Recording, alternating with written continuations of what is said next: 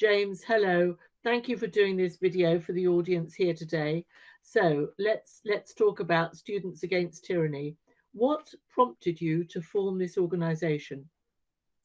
So I formed it back September 2021 as a kind of opposition to the government's government COVID restrictions and all of that. I think the main reason I founded it was because a lot of young people around the time were being pressured by schools, peers, universities, their parents to get the vaccine. And so I formed Students Against Tyranny as a social group. That's how it started. It has since transpired into an activism movement that opposes all sorts of government policies that aims to infringe upon our rights, whether that be free speech related policies, 15-minute cities, ULEZ, and everything that's going on right now. Students Against Tyranny has been there to oppose. We started off quite small and we have since grown. There's a lot more kind of right-wing, I don't want to say right-wing, but libertarian, freedom-loving students. So yeah, that's what Students Against Tyranny is. And yeah. So do you have branches right across the UK, James? How does it work? So at the height of COVID, we had a lot more students than we do now. I think we had about, I think it's about 120 universities across the UK had about at least one Students Against Tyranny member in that ran a regional group. It still works like that now, obviously not to the same level, but we have regional coordinators. So we have a regional coordinator for North England, South England, and a bit Wales and all of that as well. So that's how it works at the moment. We do it regional at a kind of northwest, southeast level, if that makes sense. It does indeed. Now, I understand that you organised a rally in Manchester a week or so ago in support, I think, probably of one particular student. Would you like to tell us about that? Yeah, so it's a very long story. The full story is on urbanscoop.news. But there was a student called John Christian who basically was, after 5 years of studying for his PhD, they refused to assess his thesis for wrongthing. So over the years that he was in university, he'd expressed opinions that were unsavory to the administration. Students kept reporting him left, right, and center, even if they were the ones to initiate the discussion. And so after 5 years, they decided they weren't going to assess his thesis. Now, all of his work's done, right? All they've got to do is assess that thesis. And by the way, it's a completely apolitical one on CERN, because this student was studying particle physics, that's it, particle physics. So it's an apolitical thesis, but they still refuse to assess it. So we've done 2 demonstrations in Manchester now. Obviously, we've been met with a large Antifa presence, and we'll be there again in September. We haven't got a date sorted yet. We'll be back there in September, and we will keep going back there until the university assesses his work and gives him the qualification that he deserves. I think that's absolutely admirable, James. I'm so sorry. I've said this too many times. It's our generation's fault for allowing you all to get into this mess that we seem to have got ourselves into with these, I think we call them woke universities now. And it used to be that you had equal think, and as long as you can prove what you say, etc., everything would be marked and everything would be looked at. But to work for 5 years, and as you say, on an apolitical subject, it's absolutely outrageous that this young man has not had his work marked and has got his PhD. James, Yeah. on a wider note, what do you hope that Students for Tyranny will eventually do? So especially recently, Students Against Tyranny has been building up in the amount of support we're receiving. We're working with some very big names at the moment, and we've got a lot of plans for the future. And so I believe that within the next 5 years, Students Against Tyranny could see some major results, with universities going back to the way they used to be. There's actually a higher education and freedom of speech bill that's currently going through the Royal Ascension that would basically it would stop universities infringing on students' rights to free speech. So there are already there's already legislation that's currently going through Parliament that may help us in the future. And from what I've seen as well, a lot more students, especially in the US as well, so it's not just the UK, a lot more students are kind of rising up against this woke agenda, mainly the LGBTQ plus side of it. So I'm seeing it more and more, students just becoming fed up.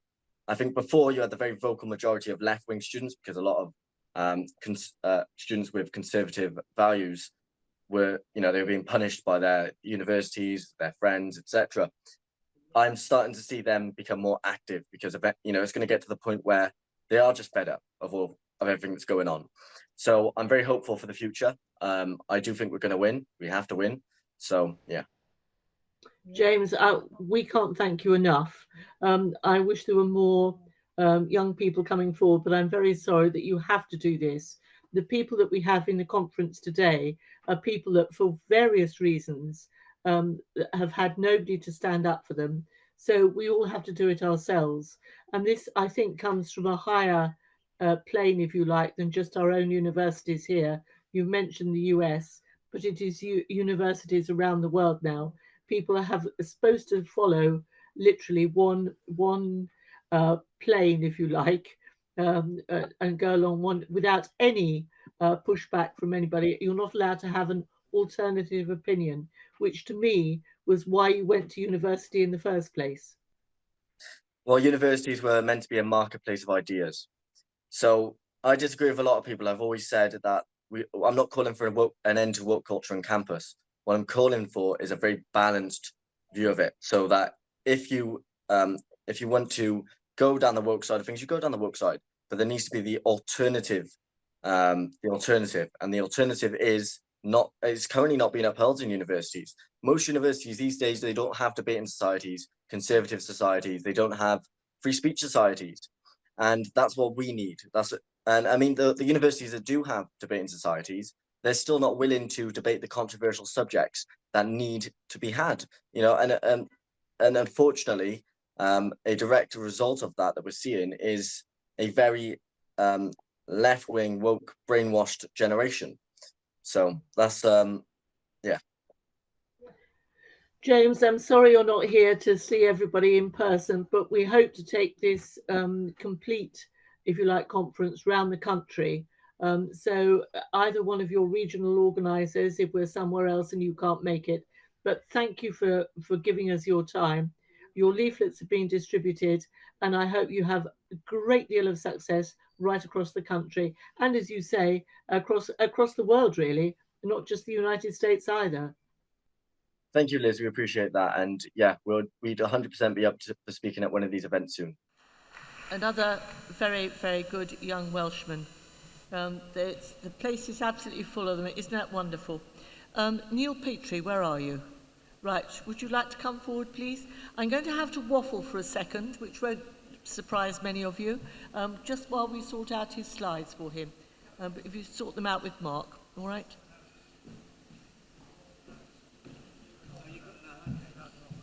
Have you got them? You've organised it. Now today, this is all about us, the people, and it's not about the politicians. Now, believe it or not, we had some politicians wanting to come and speak, and I refused because I'm sure we've heard so much from politicians about what they're going to do, and when we look round, they've done actually absolutely nothing at all. There are expressions I could use, but from standing up here on the lectern, perhaps I'd better not. But this is a different way of looking at things, and whether this will work or not is down to a very, very good patriot of this country, Neil Petrie. I've known him a long time, and he's come all the way down now from the East Midlands to talk to us. Neil, it's over to you.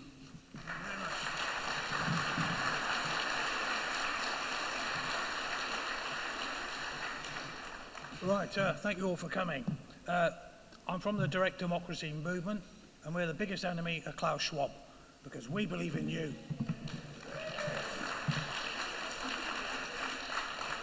They are most frightened of the people having the vote, not just once every few years, but routinely, and that's what we're about. Now, the direct democracy movement is not a party, but we are a movement, as I said, and we are building a base of helpers and voters now. Now, what I'm saying to you is that the parties are not the problem directly, it's the system that is the problem. This is the issue that we've got, and so we need to be taking control. I say the party's over, basically, and representative democracy is disintegrating right in front of our eyes, as we can see. So what we need is a people-led democracy, not an elite-led democracy. Now, I'll just tell you quickly about a friend of mine who was looking at an election recently. Lib Lab Con, the usual lot there on the offer, and then below them was Reform. He sent a note to them saying, what about your MP that you're going to put forward? Is he going to be interested in his personal, his party, or is it going to be the people? Is he going to be listening to the people? So he waited for an answer. He got a boilerplate answer, and he did not get the answer they wanted. So he wrote back to him and said, this is rubbish. I've asked you the question. You haven't come back to me with the details. So that guy came round from Reform and started talking, but he did not commit to what this fellow was talking about, even though our fellow was talking to him about block vote, which I'll explain a bit more about in a moment. But block vote gives you all the opportunity to vote on a highly secure system, better than any government one. Now, so you're all wondering, with all the problems that we've got, is there a way out? And I'm telling you, there is. That's what we're delivering.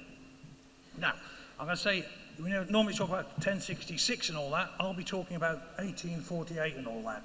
Because 1848 was the birth of a first nation in the West picking up on direct democracy and incorporating it into its constitution. But that same year, you had communism. And how is that doing? All right? That's when the Communist Manifesto came out. 1848 was also the year of revolution across Europe, where lots of representative democracies failed, but some stumbled on. So that was really the birth of representative democracies for many people, and we're seeing it failing already. Now, so we've had a 175-year experiment, basically, since then. And how's all that going? How are the representative democracies doing? They're controlled, aren't they? All we're seeing is they are agents of the interests. Labour Party will be the unions or the government workers, whoever it is, and then for the Conservatives, it's the money elite. Okay, for communism, it's just a killing machine. President Xi is killing Uyghurs now, taking kidneys out of Falun Gong people, etc. And the hybrid in Switzerland that has got part representative and part direct democracy, that is thriving and still free, and gives us an example that others have already followed in Taiwan and Estonia. I'll give you some facts and stats just to back up what I'm saying. When they've done surveys around the world of the people who are happy with the system that they live under politically, Switzerland comes number one, 75%. We're at 42%. We're down at the bottom. Well, actually, we're on the average, exactly 42. So they're very high, 75. America's only down at 35. People are not happy with their system, but the ones who've got control are.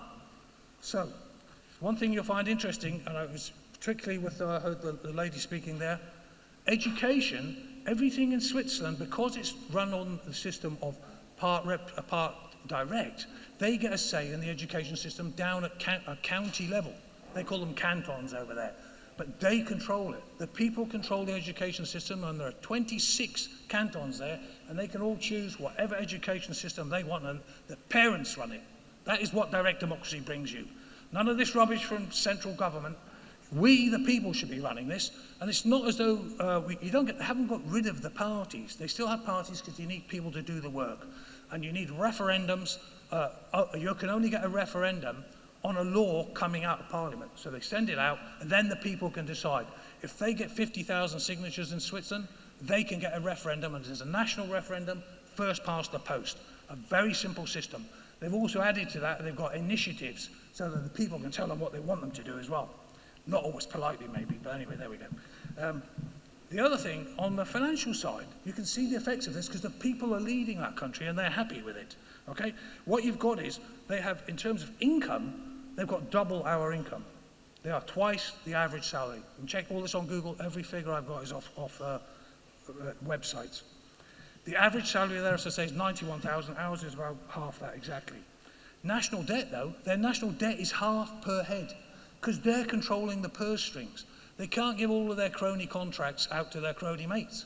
This is the difference that you get with direct democracy, because you and me and all of us have a say in how we're governing our own country. That is what democracy means, I thought. That's why I took an interest in this long time ago. We should be running this, not party politicians in the pockets of rich groups and also now the UN, the WHO and all the rest of them. So, a couple more just to round up on the financial side. In terms of disposable income, they've got about $6,000 a month on average disposable income. It's the world leading, number one. In terms of millionaires, people who've got assets of $1 million, 3 times Britain, 16%, we've got 5%, and those people over there, there's about 8.5 million of them over there, people, but you've got, they're #1 in the world. So, why is it so good? Quickly then, the referendums which I was explaining to you, because you can call a referendum on any law coming out of Parliament. So the parliamentarians have to do a much better job of putting their laws together to come out to us. Then, we then get the final say on them, on those referendum or on the initiative. You can put forward initiatives and do exactly the same. So, why do they rule so well? Because they're completely involved. If you were involved in the lawmaking, you'd be taking interest. You'd want to be informed, and that's exactly what they do. And they've been doing this for 175 years, and so have the communists. And nearly 1/5 of humanity is under President Xi's control now. And he wants Taiwan, and he wants Japan, and he wants the Philippines, and everywhere else with their Silk Road Initiative, etc. Now, there's a bit of work involved for you. You've got to vote 4 times a year on average in Switzerland, but you control it. You've got double the salary, you've got half the debt, and you've got control of your children's future. It sounds a pretty good bargain to me. Now, the other thing is, the politicians only work 12 weeks of the year there, and they only get paid a daily rate. That's it. They're getting paid a daily rate, no salary, thank you very much, because they're under our control. That's how it works over there. There's another good one, I thought. The SNP, there's 5.4 million people in Scotland. There's over 8.5 million in Switzerland.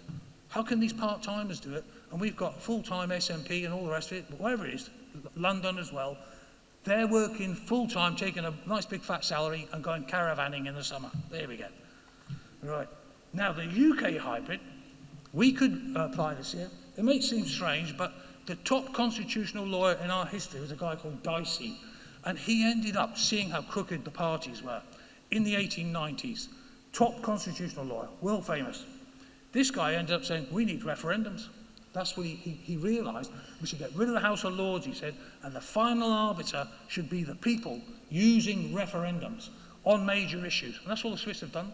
They don't, you can't get a referendum on every subject coming out of the law, but if you get 50,000 signatures together, you've got the chance to have your referendum. That's the difference.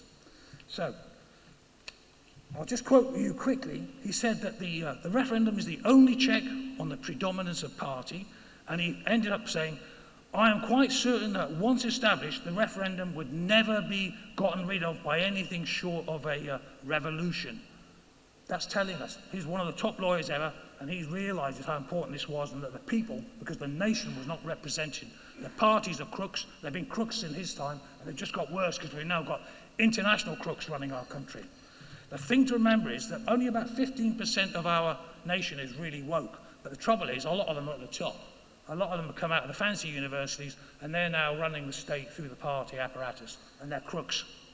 They are taking on the take, not all of them, a good number though, we have seen them well enough. By the way, just so you know, more up-to-date supporter, Elon Musk is a supporter of direct democracy. He believes in it, but he wants it for Mars. Well, I want it here on Earth, thank you very much, Elon. Now, ultimately, globalization is about the eradication of our nations and our cultures, as we've heard tonight, or today. Direct democracy protects who you love and what you love from Klaus and his like. That's the reality. I'll ask you to ask one question. I've only got a few seconds left.